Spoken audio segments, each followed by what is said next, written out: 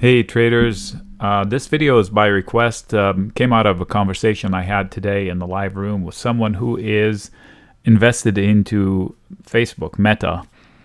And unfortunately they got in, fortunately they didn't get in at the top, but they got in at an average price of 175. So, and it's a substantial position, and they're saying, what can they do now? So this video is going to have several pieces. And if you do like it, just hit the like button. And if you're not a member already, subscribe to the YouTube channel. So here's the first aspect of it. Looking back as to what not to do in the future is not to add to current positions without a couple things. First things first is if I took as many shares as I wanted to all at once, I don't add to my position. I know for a fact that they average down into the number of shares they had, and it's a substantial amount of number of shares. So let's say I wanted 1,000 shares and I bought 1,000 shares all at once. If the stock gets cut in half, I don't want to average down because I'm making my problem bigger. Now I know people like to do it. They dollar cost average. I prefer to average in. So if I wanted to own 1,000 shares, I should make it a policy that I don't buy all of my shares at once in order to leave room to enter at a substantial lower price. And that would bring the total down without increasing my risk size. So I don't want to increase my risk. And especially we didn't have any new knowledge. The company is still doing as well as it has, but yet look at the stock. It's falling incessantly for about a year. Actually a little bit more. The company prospects have not changed. The company direction has changed. They changed their name to match their vision. They don't want to be known as Facebook. They want to be known as the metaverse. So they're going to take the social and turn it into a blended reality. Metaverse, to live in the cyberspace partially. At least that's the concept. So they're shifting the whole company to that. So we're talking fundamentals. So the first thing is done already. In hindsight, next time, I don't average down. I would rather average in. And currently the VIX is so high, the fear factor is so high, the uncertainty is so high, that nobody should enter a full-size position. If you read all of my notes recently, everything says not all in, leaving room for error, basically, leaving room to add my position. I can't remember the last time I took an all-in position. So unless it's an active trade intraday, I'm not committing to anything, even though I have good confidence that the company will do well. And I do have confidence that this company is too cheap at this level. So the second part is I can help that to say, from here, it's probably too late to panic unless we know something about the company that is not in the paperwork. So a 3x sales and almost single-digit PE is pretty cheap for a company that grows well. So annually, this is the growth rate. That's sales and profits. Quarterly, okay, so there's some deterioration, but that's because we came out of the pandemic screaming, right? Overview, it creates 12, maybe more, $1 billion in cash from its operations per quarter. That's a substantial company. 60 billion last year in cash from its own operations. Okay. So debt to assets is growing a little bit. That's somewhat of a concern, not too much. Profit margins are shrinking. That's definitely is a concern, but there's no screaming problems. Most of their problems are political and litigated. The government going after them. People hate Mark Zuckerberg, so that in itself is a risk. All right. So having said that, what can you do with options? It's too late to do much with options when your entry price is 175. Luckily, the extreme drop rate makes it potentially violent reaction. So they may have 3-4 weeks of incessant buying as a response to this. It's going into to earnings. So it makes it very difficult to do anything with conviction going into earnings because it's a crapshoot. The reaction to the earnings report is a coin flip many different ways. Also, Netflix reports next week before Facebook, and Facebook will move with Netflix in sympathy. Remember FANG? Yeah, F was Facebook, and the N is Netflix. So they're still tied in people's perception. Okay, so fundamentally, we already discussed it. Technically, this is a weekly chart for 5 years worth of business for Facebook. It is lower than the pandemic low. Imagine this: when the world was completely shut down, the stock was better. It is at its 2018 Christmas crash. That's when Powell was raising rates, and then Powell said on Christmas, he said, "Okay, I'm going to go to QE again," and that's what the market did. So Facebook, Meta, it's down there. It's at its pivot zone from 2016-17. So remember the 2016 election of Trump's election, and then broke out. So this is a significant level, but unfortunately it's so far back that it may not be surgical. So it's just moving, it's falling precipitously for no single reason that I know of, like particular reason, like, oh, because of blah, blah, blah, blah, blah, blah. So what's next? I'm confident that they will try to sell rallies. This is a daily chart. So if we get a rally to 140, they were going to try to sell it. Okay, this is a shorter time frame right here. Technically, it could come to 133 or 136. It will need the markets to stop falling. Every rally, they're selling. So if you do get a rally and you're invested, other than the person I'm answering to up here, then you should expect the rallies to not last. Just expect it. And if they last this time, it's different, that's great. If they take out 143, that's a long way out, right? In fact, I think if they take out 141, they could probably get to 156. They will overcome all these levels because that's how much energy there is. But I can guarantee you, sellers here, they will try to sell it really hard. So now we've covered the fundamental. Now we've covered the technical to a degree. So what can we do about it? So let's talk options. Let's discuss the options. You can't hedge your bet without spending money. If you want to stop the bleeding, if I own shares and I want to stop the bleeding, I must buy puts. That's the only way I can stop the bleeding. Protection. And puts are expensive when the VIX is this high. So if I wanted to buy November puts to cover me through November, it's going to cost me $800 per contract to guarantee me a sale of the stock at 120. So that the break even on that is 112.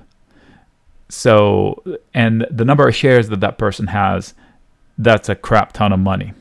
So what can I do? There are several things you can do normally when the difference is not that much.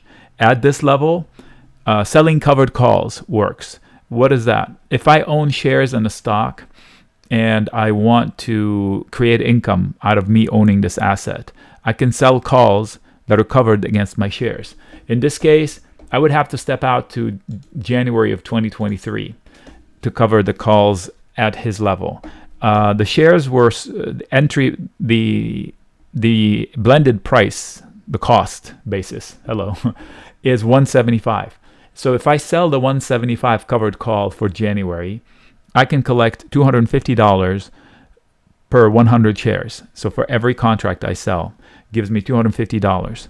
So that will stop me out of the shares at 175. So if I get my wish and it rallies to 180, I must leave my shares at 175. I may be called away at 175. So no harm done, and I keep the $250 per share. So I would profit from 175 to 177.5, and then I'm out.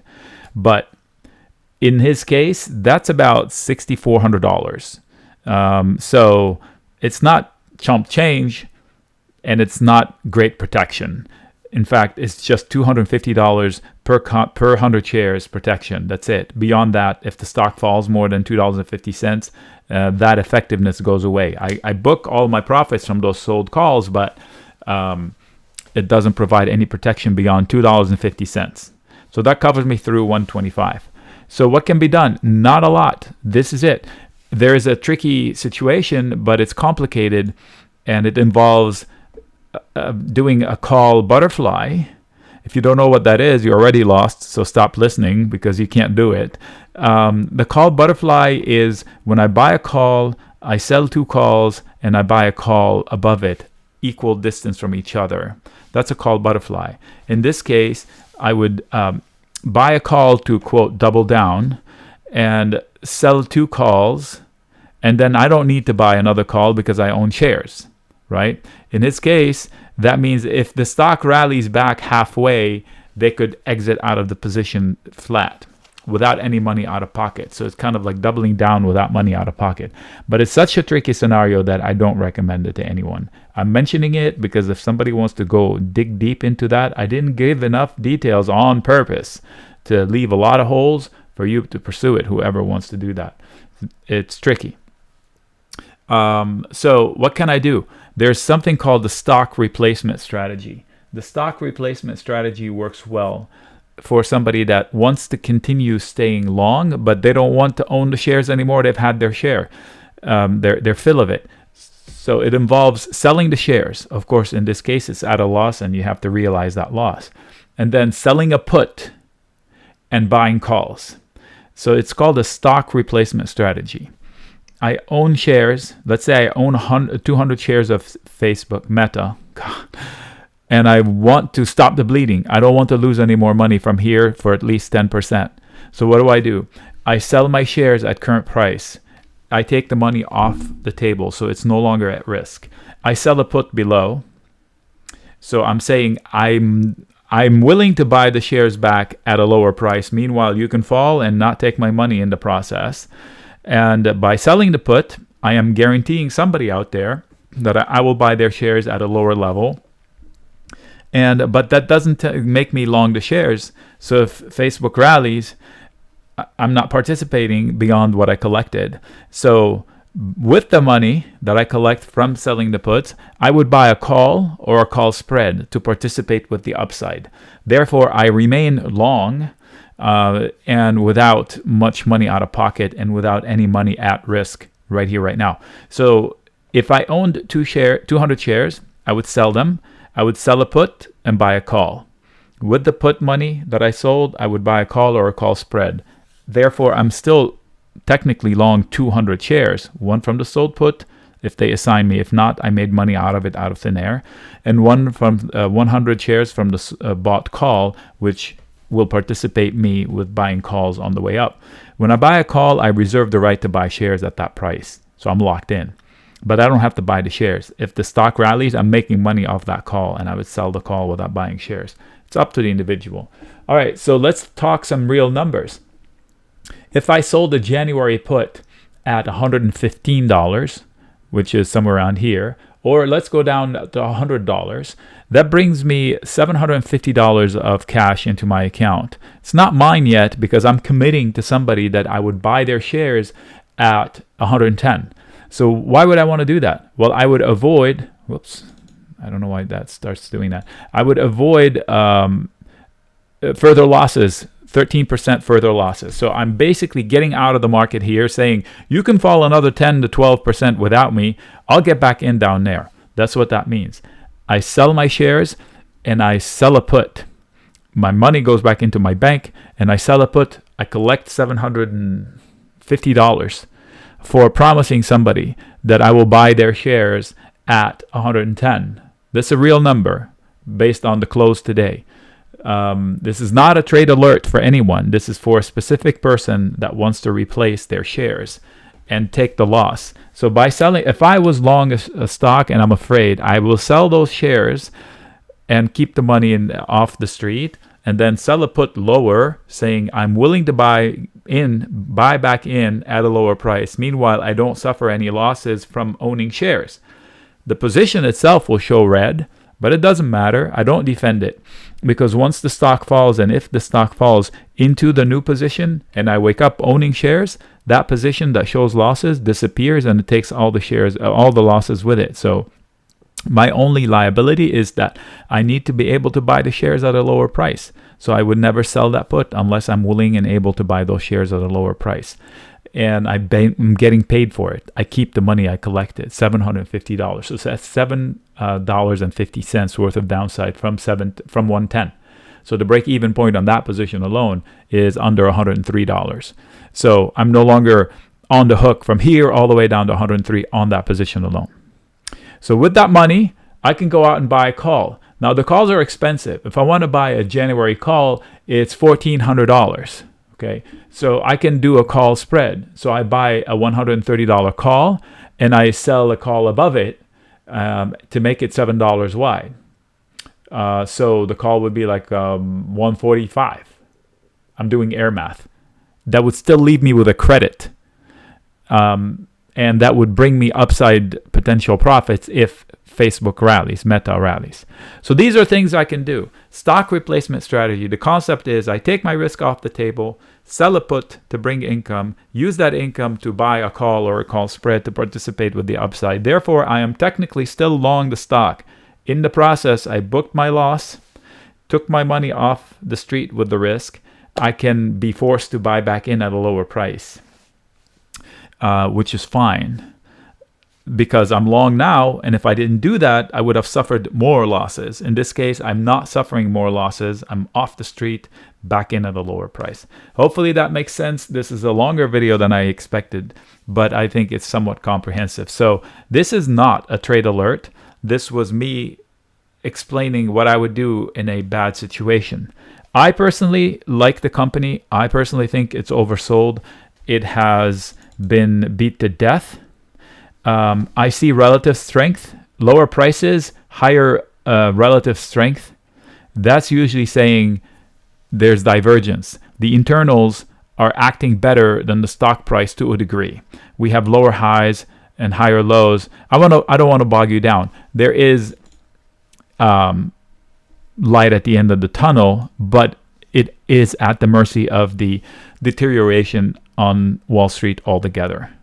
All right, hopefully that makes sense.